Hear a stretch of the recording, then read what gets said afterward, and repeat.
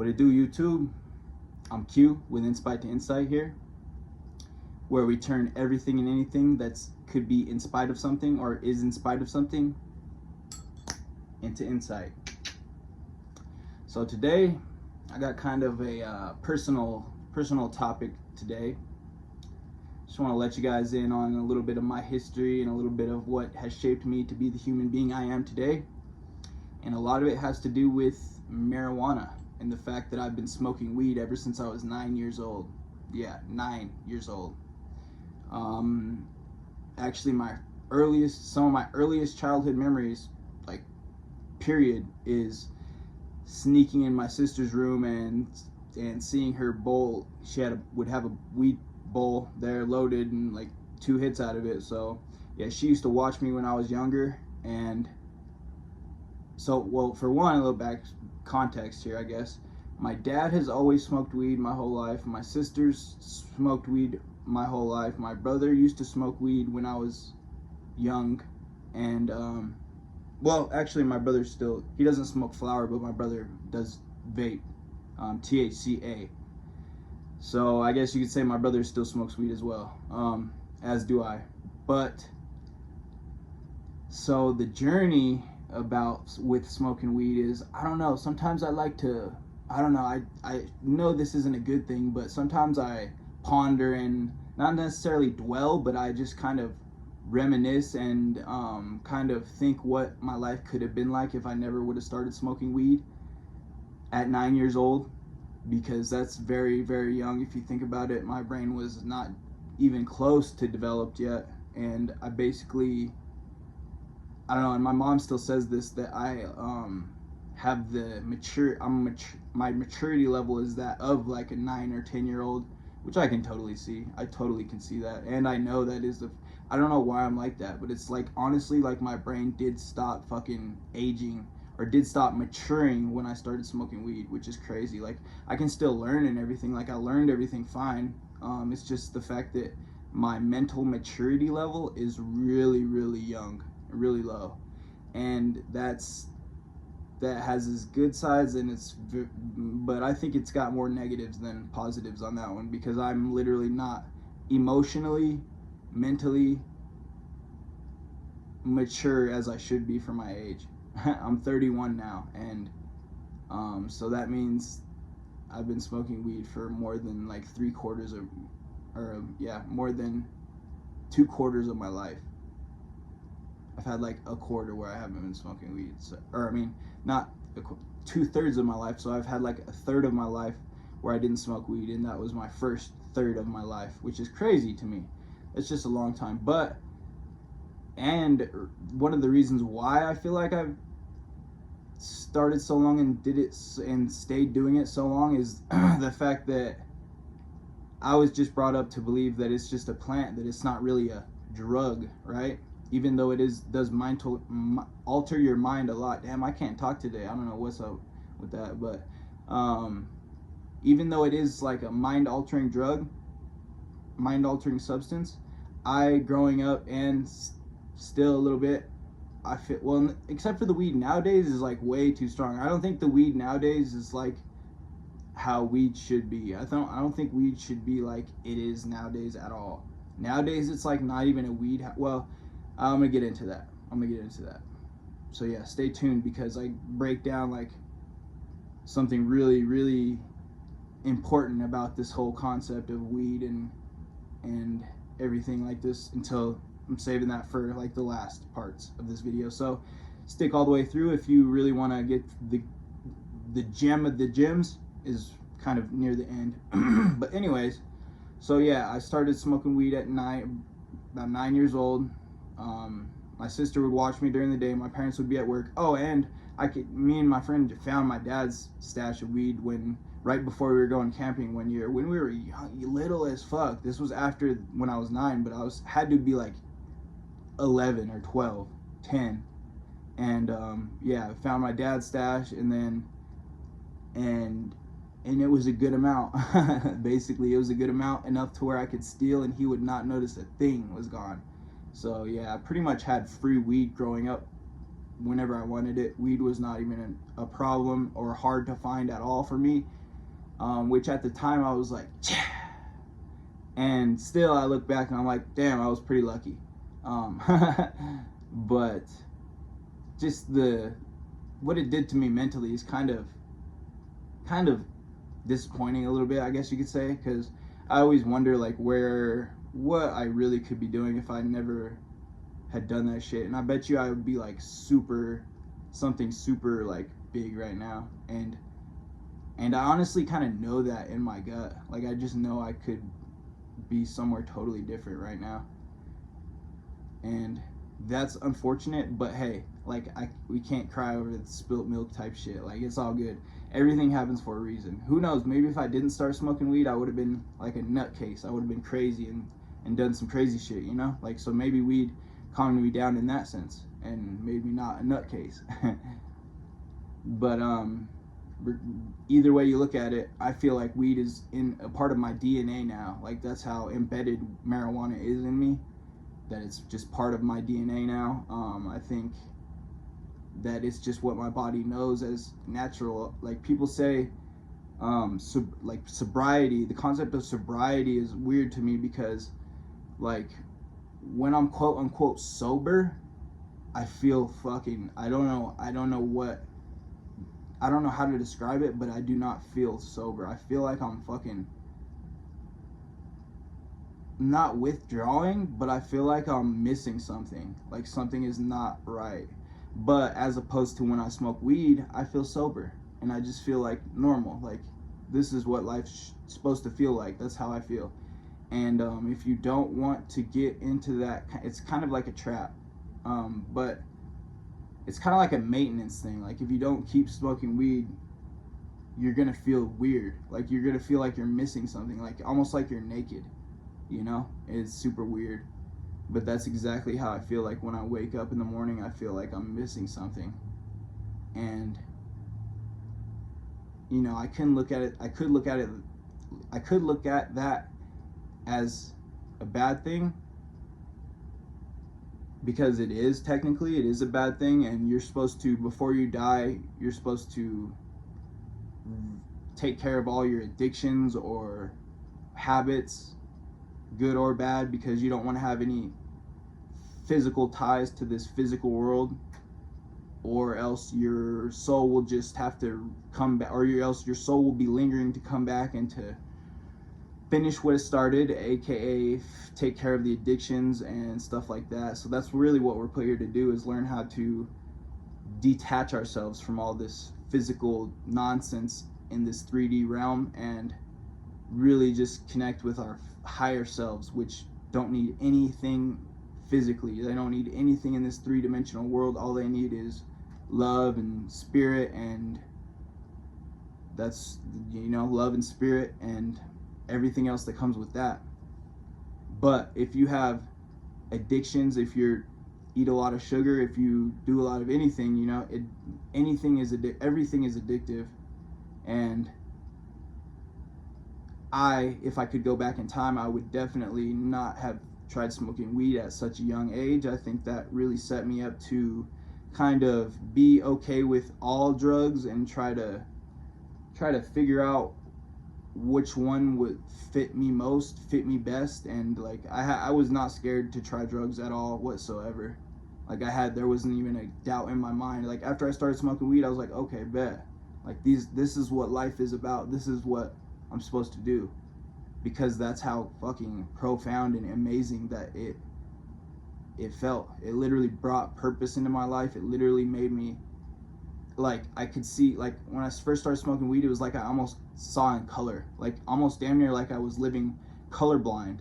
And then I smoked weed, and then boom, color, cartoon. Like it was like just so beautiful and radiant. And then hunger, like, and then like I enjoyed food more. I was like, whoa, this is what life can be like. I was like, if this is what life can be like, I want this every day.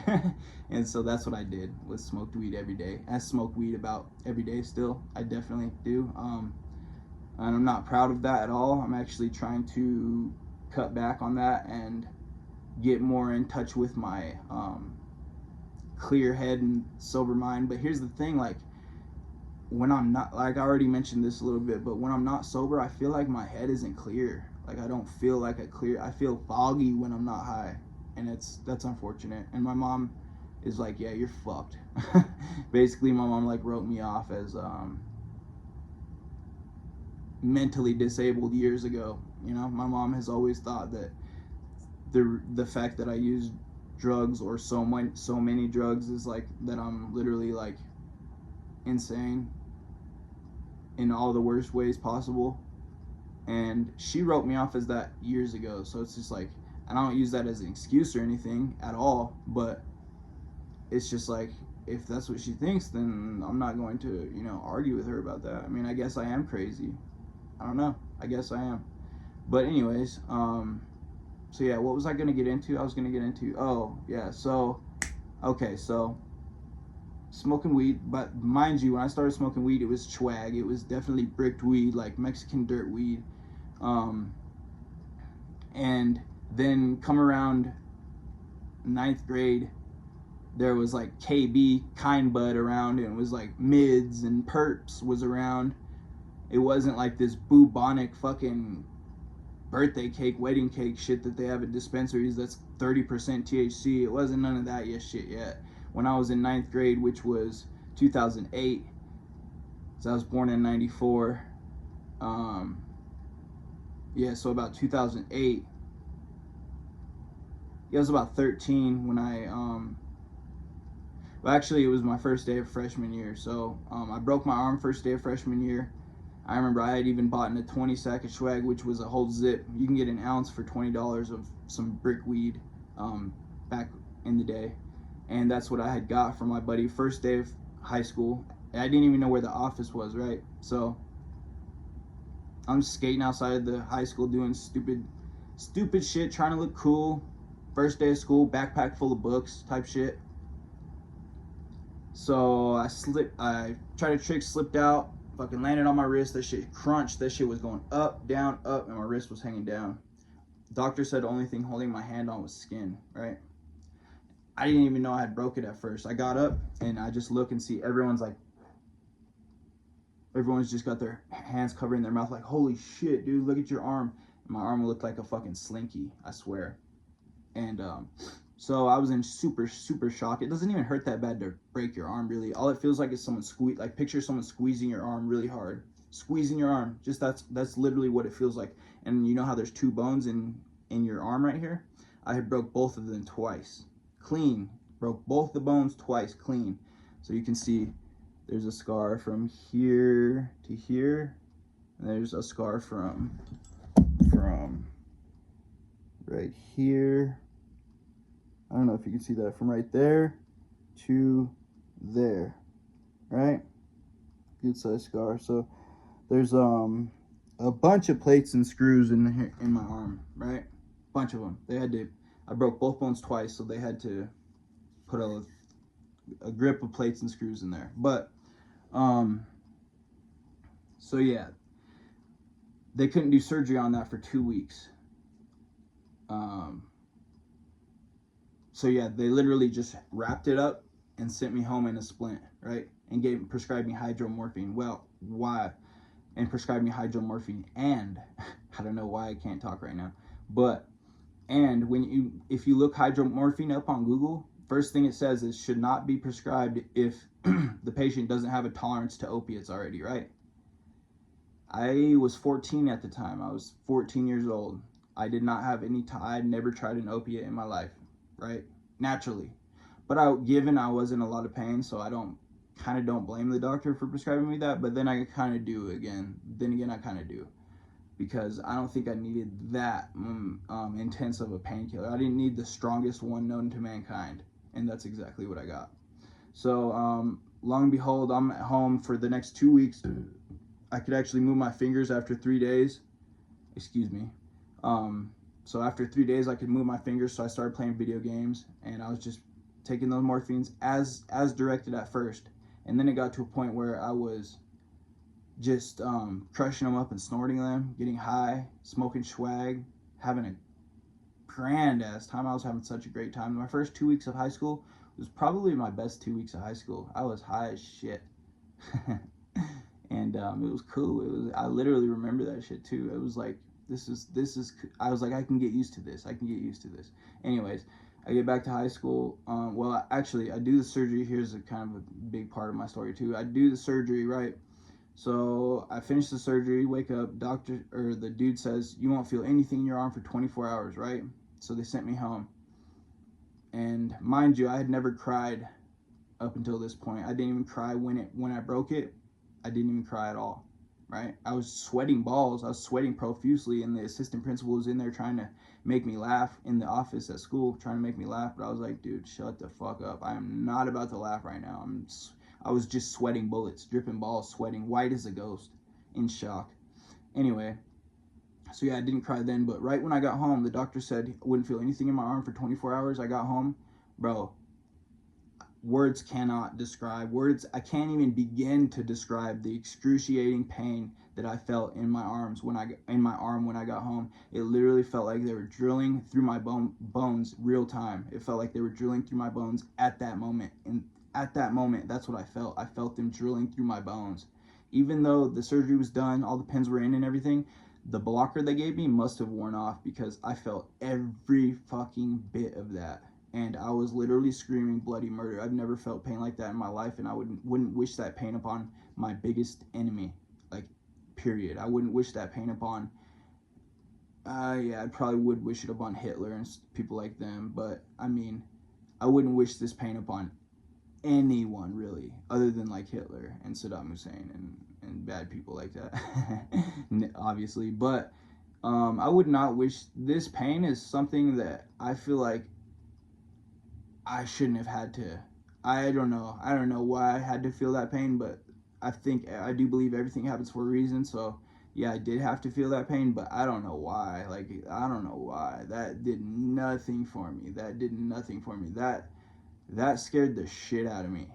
That pain, because like thinking back now at how bad that felt, I don't even know how I didn't jump out of my fucking skin. Honestly, I don't know how I didn't. I was trying to jump out of my skin in that moment. I don't know how I even withstood that. That was literally, oh man, words can't even describe it. But anyways, okay, I'm gonna stop bitching about that. Okay, so blocker wears off. I'm screaming bloody murder. My mom zooms me back to the hospital going 110 miles an hour down the street. Because I'm literally in her car trying to climb out, like my feet are like running up her car door, trying to climb out her. I didn't know what the fuck to do. My arm was in a cast, and my arm hurt so fucking bad. I didn't know what to do. And I was just like, I was literally like begging for the Lord to end it. I was like, fucking end this shit, Lord. I don't want to do this anymore. I was like, kill me. Someone kill me. Because I couldn't stand it. And so I get back to the hospital. They shoot me up 4 more doses or whatever the fuck whatever blocker they gave me. They redid that, and he was like, okay, this time you won't feel anything. I was like, bet, you guys are fucked up. That's what I was like thinking in my mind. Like, you guys are fucked, man. What the fuck are you thinking? Like, how are you going to tell me I'm not going to feel anything for 24 hours and I get home and it's the worst pain I've ever felt in my life? That, my friends, is kind of that's like a gaslight from hell to me. But anyways, so yeah, that made me want more pills right there. That right there made me want more pills right there. More opiates, because that's what hydromorphine is, an opiate, right? So, and by then, I had some left, but I was running low or whatever, and they didn't give me like a second or third refill, I don't believe. I think they gave me a second one, but not a third refill. There was not a third refill of my opiate pill, my morphine. And so I get back to high school, arms in a cast. Long behold, first group of friends that I meet are already smoking heroin. Yeah.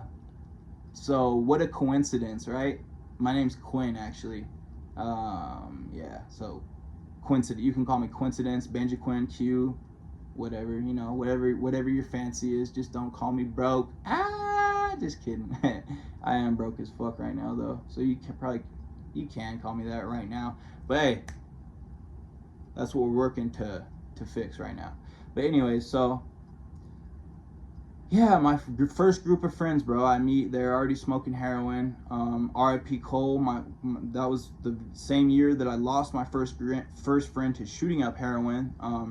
So in ninth grade, the first group of kids I met that ended up being my best friends, one of them just recently died a couple months ago, like about 2 or 3 months ago. R.I.P. Ryan. And but Cole, which was in our, I had a clique of like 5 friends or whatever, not many friends, but close friends, you know. One of them died in ninth grade, shooting up heroin. So I started smoking. So it took me took them about 2 weeks to convince me to smoke it. They were telling me it was heroin and everything, and they're like, "It's an opiate. Said you were just on opiates, right?" I was like, "Yeah, but fuck, I don't like the name. The name just turned me off. Heroin just sounded so bad." And it took them like 2 weeks to convince me to do it, and I finally did it, and I was like, "Whoa, like this is the same." It's like it's not the same exact high, but it's like it's an opiate, right? It's an opiate. Morphine's a synthetic opiate. Heroin is a opiate, right? It's not synthetic. Synthetic is man-made. Heroin is not man-made. Heroin is, like it comes from a poppy plant, opiates. So anyways, this video is getting kind of long now, so I'm gonna wrap it up. But yeah, so it took about 6 months of smoking it to where I couldn't afford it anymore. I was getting about a gram a day, costing about $80 a day for a gram a day of heroin.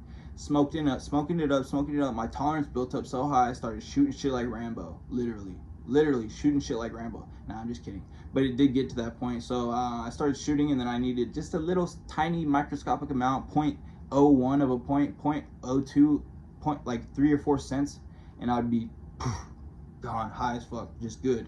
Not even that high, but just maintenance. I used to just maintain. I never used to get stupid like dead high, like, yeah, that wasn't me. But I definitely used it as a maintenance, and I definitely stayed well all the time, because that's another thing, is like chasing the dragon shit with hard drugs. Like, it's like it's a literally job. It's a job just to stay well, just to maintain takes so much work. And honestly, like, if I were to go back in time and not do that, if I were to put half of the energy and dedication as I put into maintaining my addictions, there's no telling what I could be right now. I would be literally multi-millionaire, without a doubt in my mind. I'd be a multi-millionaire. I'd have a few businesses.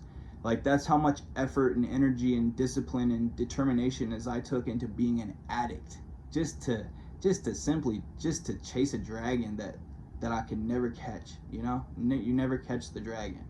That's the thing. But I thought I was riding on the back of that bitch. I thought I was literally riding on the back of that dragon, but I was chasing his tail. Never even touched him, now that I'm looking back at it. Anyway, so yeah. So fast forward, I did Vivitrol for about 1.5 years, and I'm going to make a different video about that. Another video just about the effects of Vivitrol and what that did to me. Vivitrol, if you don't know, is an opiate blocker. It's kind of like extended release Suboxone. It's like naltrexone extended release, so it lasts a whole month. You get 1 shot. You cannot get high on opiates. I've tried it. I tried to do it. I tried to get high on opiates, and you can't. And there's nothing scarier than watching heroin go into your arm and you not feel anything, because that's a lot of people die like that. They try to overpower the Vivitrol, and then they end up ODing, because they couldn't feel anything, but they were trying to feel it and they couldn't. And it'll still kill you though. Like, it'll definitely still have the same effects on your body, but you just won't even feel it. So imagine dying not high at all. That's crazy. That's crazy, dying in general anyways. But yeah, so I did a little bit of that, and that scared the shit out of me, so I never did that again. But I started doing a lot of meth at the time, which was not good, and I regret all of that. But anyways, so yeah, I'm gonna wrap this up, because now this video is getting really, really long. So I'll just do a part 2 on this video. How about that? Well, I'll just finish my thoughts right here. So yeah, but Vivitrol video's coming, because that really did affect me big time. It changed my whole life, and it affected me. It definitely changed my mental outlook on myself and the world. But I'm going to get into that on another video. But yeah, throughout this whole time I was smoking weed though, up until the Vivitrol. And that's when I started doing a lot of meth, right? So I couldn't do opiates, so I started doing meth. And then